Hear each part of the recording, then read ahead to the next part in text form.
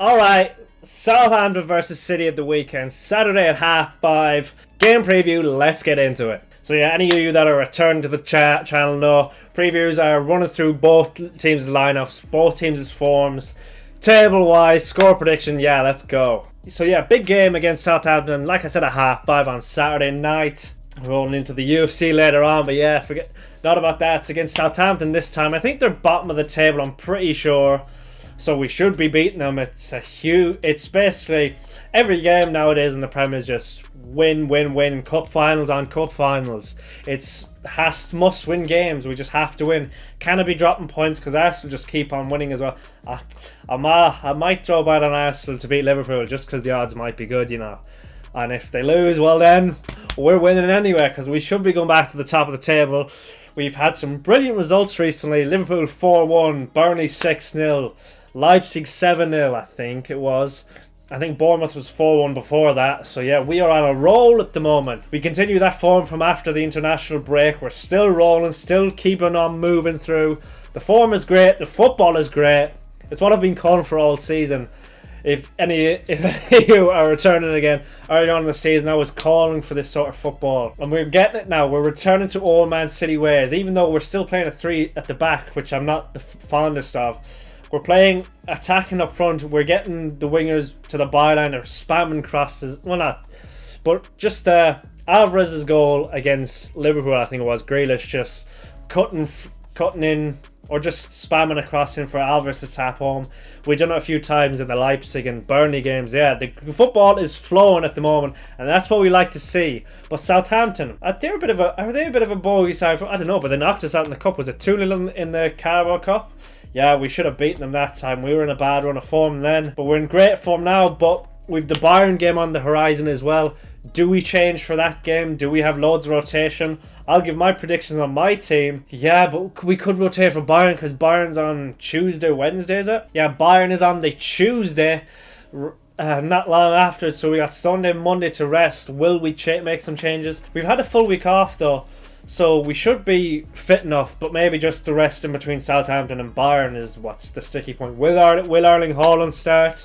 Who knows? Because he probably most definitely will start against Bayern. So do you risk him against Southampton? Yeah, but let's look at the table first, see where we are. We know where we are. We're second. Alright, like I said, looking at the Premier League table now, Man City are second as usual. Arsenal winning 6 in a row. Go for them. 72 points.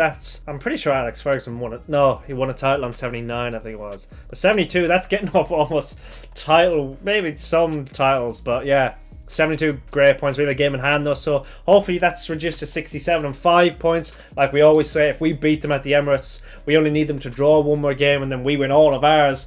But that's going to be tricky. But yeah, we're in second. Where are Southampton? Dead last. Like I said, like I predicted. No, well, like I said, I thought they were. West Ham have gone to 50. They were 19th at the weekend, I swear. Well, I think anyway.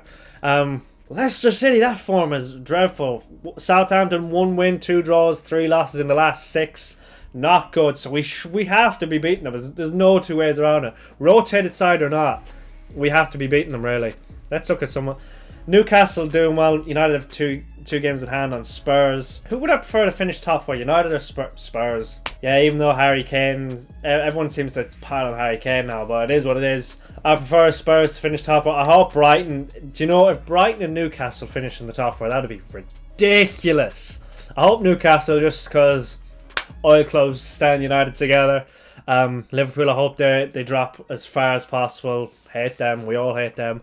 But these on 50, but it's not about them, it's about Man City. 20 wins, 4 draws, 4 losses, 71 goals scored, so still the highest scores in the league, just 26 conceded. We are the second, I'm pretty sure, behind Newcastle. Newcastle 19 is very good. Arsenal still have to go to St. James's Park, so that's what we're hoping for. Arsenal up against Liverpool at the weekend as well. It's at Anfield. They never drop points at Anfield, so hopefully they drop points there as well. So that's the Prem table. Looking at Man City's results now, like we've seen, with 5 wins and a draw in the last 6. Like I said, Liverpool 4-1, Burnley 6-0. Leipzig 7-0. Palace, oh, there's a Palace 1-0 in there as well. Where was the... I thought we beat someone 4-1. Oh, that's the last time we conceded before the Liverpool game. That was it. Yeah, 4-1, 3-0, 2-0 against Newcastle. That's a good win. 1-0 against Palace. Palace are a tricky side at Selhurst Park. But yeah, how many wins in a row is that? 1, 2, 3, 4, 5, 6, 7 wins in a row. Yeah, 7 wins in a row. Yeah, that doesn't matter because we won anyway. So back to the Newcastle Forest game. 7 wins in a row. How many in the Prem was it? 4 wins in a row for the first time this season. I remember saying that we said that the weekend. 4 times in a row, first time this season. We're cooking. We're starting to cook here, boys and girls, if there's any watching. But yeah, on to Southampton's results. They lost. West Ham. Aguerd scored at the weekend. 1-0 against West Ham. 3-3 draw against Tottenham. That's a decent result, but Tottenham just... I don't know. Tottenham is so strange. How were they so close to... How are they in the top 4? I don't get it. I think it's the 2 games the 2 games played more helps, but I don't get it.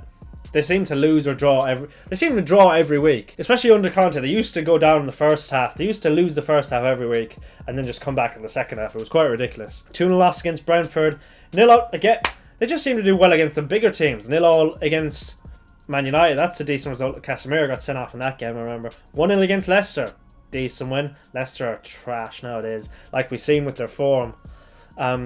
Lost to Grimsby Town. That ain't good. Losing to Leeds, beating Chelsea. What I say? I just said they're good against the top teams. What is this? That's mental, really. Let's just see the next big team. I want to see the next big team lose against Wolves, lose against Brentford. Yeah. Okay, I'll lose against Newcastle. That's fair. Lose against Newcastle twice. Oh, that's Carabao Cup. We ain't taking that. What? They beat Man City 2-0. This is raucous.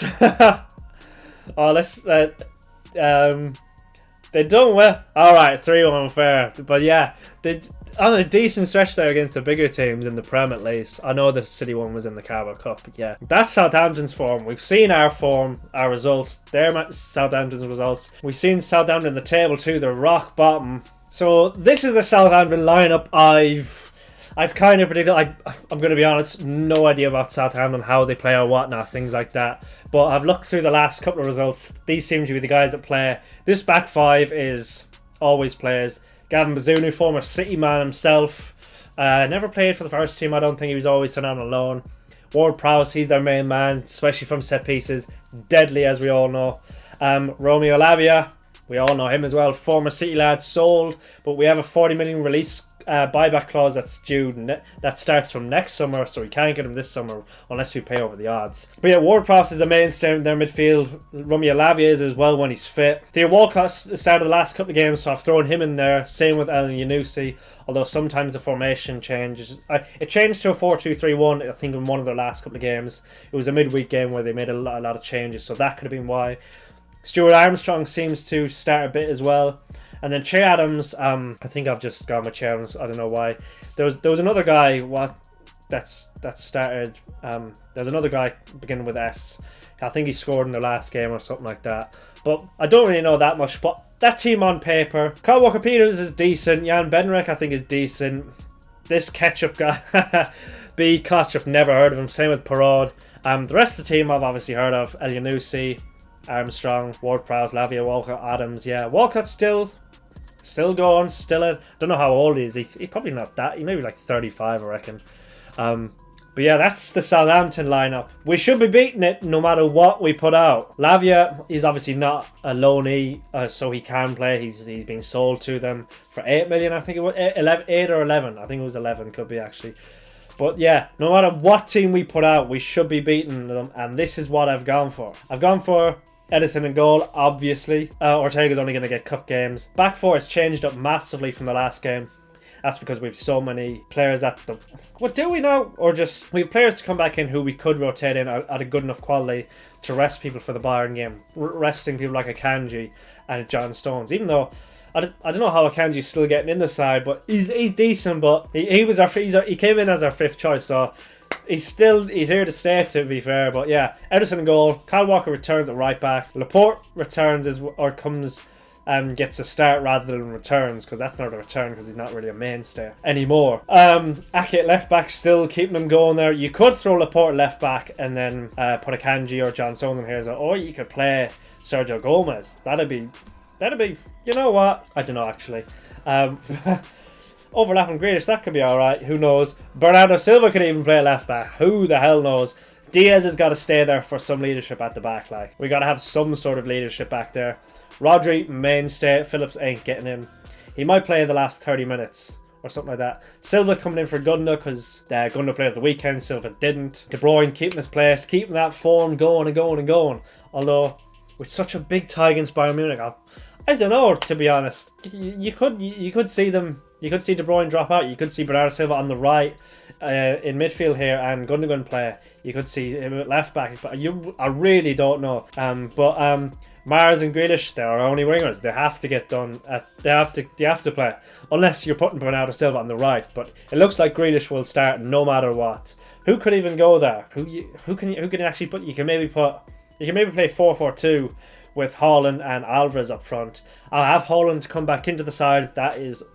I have no idea. It could be. I wouldn't be expected if one played the first half, one played the second half, or Haaland came on for the last half hour, or he only got 60 minutes or something like that. I expect whoever doesn't start to get at least a half hour or something like that. But yeah, Haaland back in. We'll know more when Pep does his press conference. I've obviously not seen the press conference yet, although this is recording on the Wednesday. So yeah, I haven't seen the press conference yet. I don't know when it's out. It's probably out on a Thursday, Friday maybe even. Honestly, who knows? Who actually knows, to be fair. But yeah, this is what I'm going with. If Haaland plays, if Alvarez plays, Gundo might play. Because you know how, if any of you returning viewers see my last preview for the Liverpool game, why I said Gundo would play with Alvarez, and Gundogan scored. Although that was actually more to do with Silva being out with sickness. Hope he's recovering now. He'll probably play. But yeah, that's that team has got to smack Southampton. Southampton beat us before, but we all know we were in poor form then. But now we are in such good form. Beat Liverpool 4-1, Burnley 6-0, Leipzig 7-0. So yeah, unless Southampton just plan on sitting back for the whole game. Yes, I've changed top. I went to football and the other one's way too sweaty now. So yeah, changed top.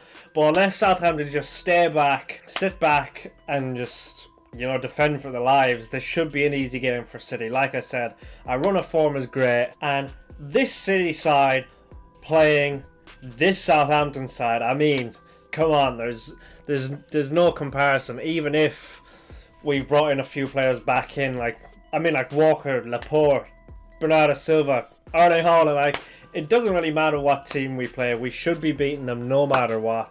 But yeah, it's a big game with Bayern Munich on the horizon.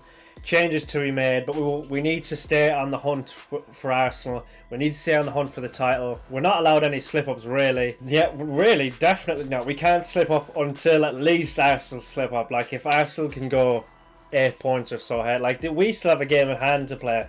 It's better to have the points on the board in Arsenal's case than to have a game in hand, because they're 8 points ahead at the moment. We just have a game in hand. If we have to just win every game, I think that game in hand maybe against Brighton, which is a tough game. But Arsenal still have to go to Anfield at the weekend. They have to go to Chelsea under Lampard now, who knows what he does in his second stint now.